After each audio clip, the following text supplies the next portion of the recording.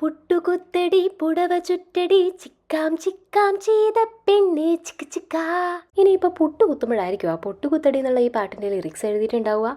നമുക്ക് ഏതായാലും പുട്ടുണ്ടാക്കാം അല്ലെ. രാവിലെ തന്നെ ഓരോരോ ആവശ്യമില്ലാത്ത ചിന്തകളെ. അപ്പോൾ ഇന്ന് നമ്മൾ ക്യാരറ്റ് പുട്ടാണ് ഉണ്ടാക്കുന്നത്. ഒരു ക്യാരറ്റ് ഇങ്ങനെ ഗ്രേറ്റ് ചെയ്തെടുക്കുക. 1.5 ഗ്ലാസ് പുട്ടുപൊടിയാണ് എടുത്തിട്ടുള്ളത്.